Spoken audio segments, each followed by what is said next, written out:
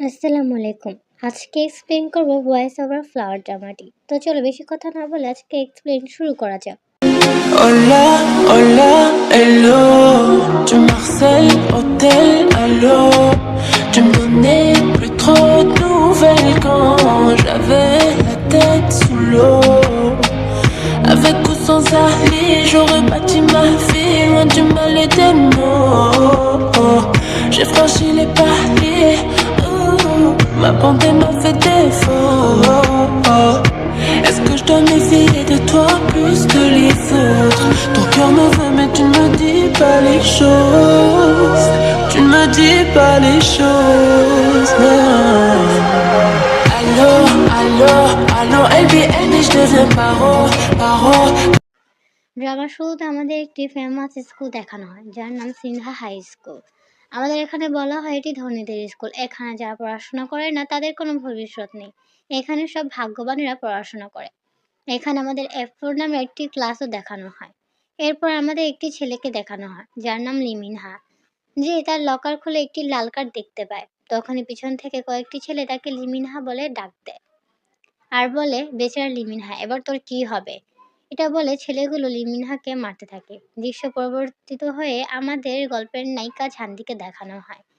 ঝান্দি delivery দিতে যাচ্ছিল, তখনই ট্রাফিক পুলিশ ঝান্দিকে আটকে বলে, কোথায় যাচ্ছ? ঝান্দি বলে, আমি ঝান্দি ড্রাই ক্লিনিং থেকে ডেলিভারি দিতে যাচ্ছি।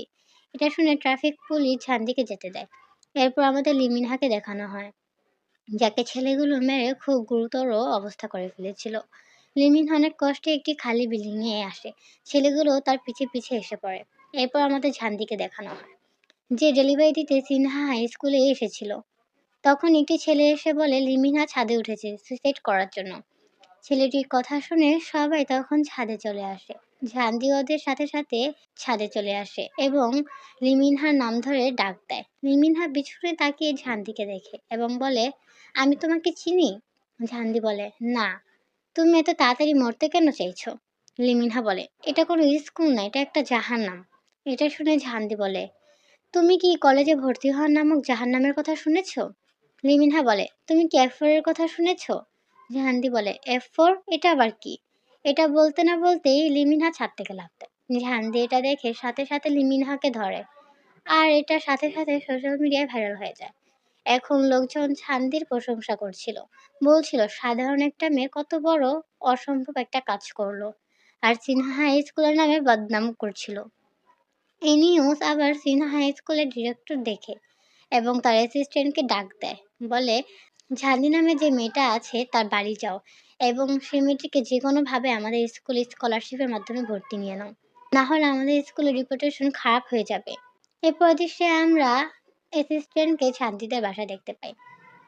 অ্যাসিস্ট্যান্ট ঝান্দির মাকে বলে, আমরা আপনার মেয়েকে স্কলারশিপের মাধ্যমে সিনহা হাই স্কুলে ভর্তি নিতে চাচ্ছি। ঝান্দির মা রাজি থাকলেও ঝান্দি রাজি নয়। ঝান্দি বলে, না, আমি স্কুলে কিছুতে ভর্তি হব না। ঝান্দির মা বলে, দেখ, তুই তোর চেয়েছিলিস তুই এমন একটা স্কুলে ভর্তি হতে চাস যেখানে সুইমিং পুল থাকবে। এটা কত বড় স্কুল, এখানে সুইমিং পুল আছে, তুই তোর স্বপ্ন পূরণ করতে পারবি। ঝান্দি তাও রাজি হয় না। অ্যাসিস্ট্যান্ট বলে, তুমি ভেবে দেখো, এটা খুব বড় স্কুল আর সেখানে তুমি স্কলারশিপের মাধ্যমে ভর্তি হতে চাচ্ছ, আর সেখানে স্কুল থেকে তোমার জন্য অফার এসেছে। ঝান্দি বলে, না, আমি ভর্তি হব না। ঝান্দির মা বলে, তুই ভর্তি হবি না মানে? ডিরেক্টরকে ঝান্দির মা হ্যাঁ বলে দেয়। ডিরেক্টর চলে গেলে ঝান্দির মা বলে, দেখ কত বড় স্কুল, এত বড় স্কুলে ভর্তি হওয়ার সুযোগ কয়জনই বা পায়? ঝান্ডি বলে, আমি এত কিছু জানি না, আমি স্কুলে যাব না। ঝান্ডির মা বলে, তুই যাবি নাকি যাবি না সেটা কাল সকালে দেখা যাবে। ঝান্দির ভাইও ঝান্দিকে বলে, আপু তুমি ভর্তি হয়ে যাও, কত বড় স্কুল, তোমার ভাগ্য কত ভালো, দেখেছো স্কুল থেকে তোমাদের অফার এসেছে।